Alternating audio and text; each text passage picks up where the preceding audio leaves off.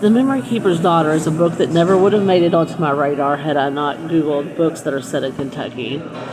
And the only reason I even picked it up then was because I thought the cover was really beautiful. The basic premise of the story is that a man who is a doctor delivers his own babies. They're twins, and one has Down syndrome.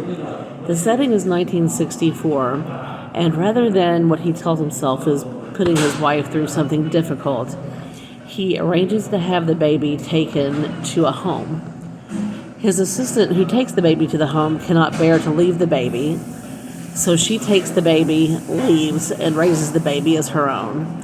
The whole story is kind of set on the fact that this lie winds up destroying the lives of all the people who are involved. It really kind of made me think about how much power words have over people, and also to evaluate the way that I look at others.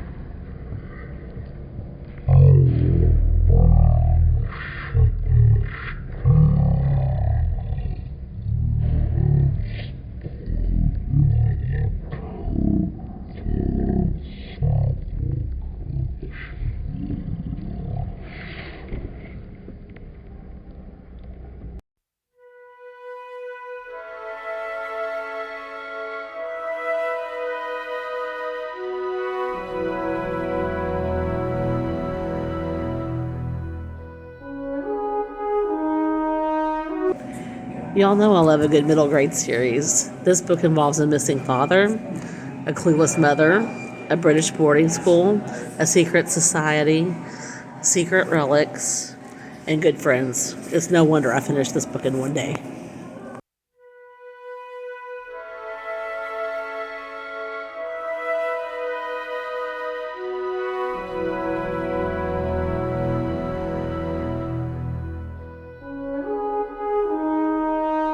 In The Orphan's Child, 17-year-old Noah is kicked out of her family home when her family discovered that she has conceived a child by a Nazi.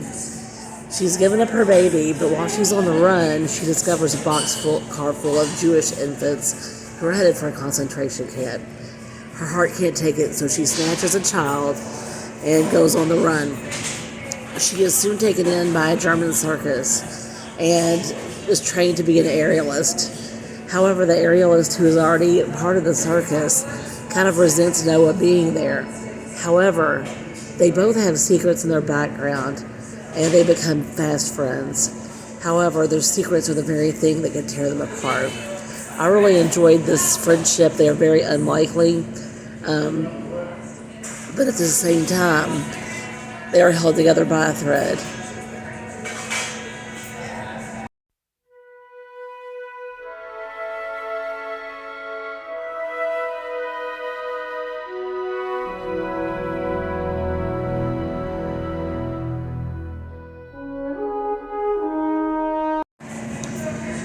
Classics really are hit or miss for me. I'm more of a contemporary story kind of girl. However, I've been engrossed by stories such as The Great Gatsby and To Kill a Mockingbird. A recent classic that really caught me by surprise was Little Women.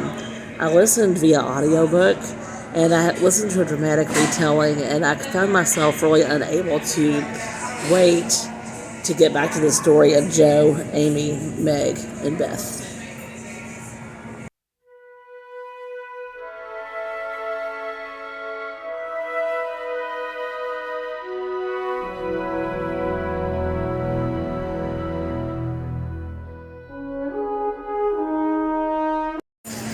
I was introduced to the Shopaholic series by Sophie Kinsella many years ago by my friend Amanda.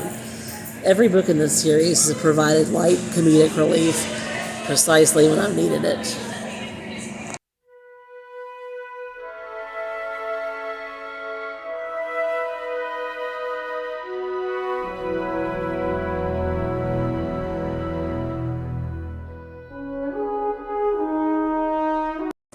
I'm not going to knock the Chronicles of Narnia because I love this series. It's one of my favorite series of books.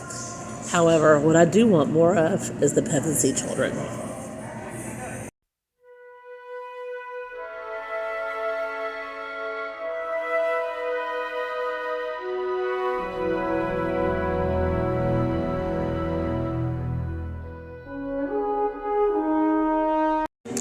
I really don't think I can say enough good things about The House of the Cerulean Sea. This is a story about Arthur, who is a mid-level manager or mid-level caseworker who works with children who have fantastical abilities. And he is sent to work in a house, or to at least go to a house and observe for a month children who are deemed to be particularly dangerous. After spending a month in this school, he goes from being somebody who plays by the rules to somebody who loves these kids in a very special way. There are 3 children in particular, actually a 4th. There's Lucy, and then there is Talia, who is a gnome, Theodore, who is, I can't remember what Theodore is, but Chauncey is a blob. So they all have different capabilities, and he comes to see that these children are different, yes, but dangerous, not particularly. This is a really great story of love and acceptance.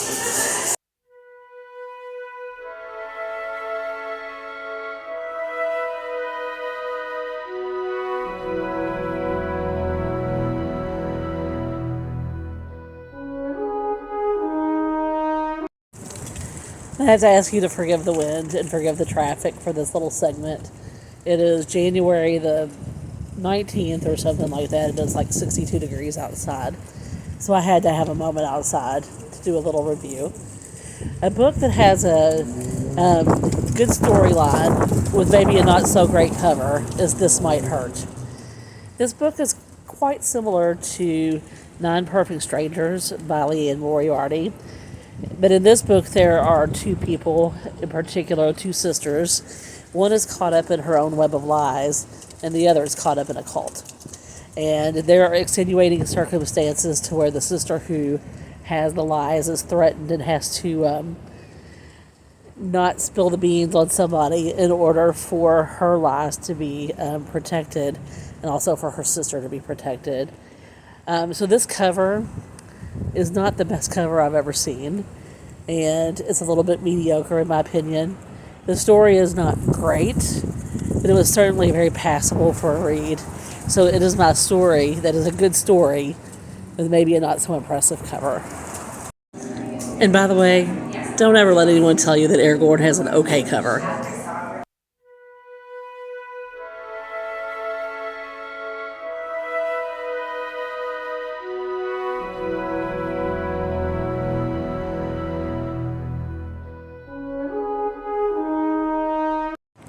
This year I've been introduced to the goodness that is Riley Sager. I've really enjoyed most of his books, obviously some better than others, and unfortunately The House Across the Lake is one that I did not enjoy as much as the rest of the others. In this story, our protagonist, Casey, has fled to Vermont because she's faced some bad press and just really needed to get away, and so she's taken some time in a lake house that her family owns, and over the course of time she has come to watch the couple across the lake who seem to have such a fantastic life until they don't. Casey is an unreliable witness, much like in Gone Girl or The Girl on the Train, kind of along those lines. I had really hoped to love this story, and I didn't. Don't get me wrong, I liked it. It was fine. But I was really disappointed because Riley Sager has written some of my favorite books, and I really, really wanted this book to be one of those, and it wasn't.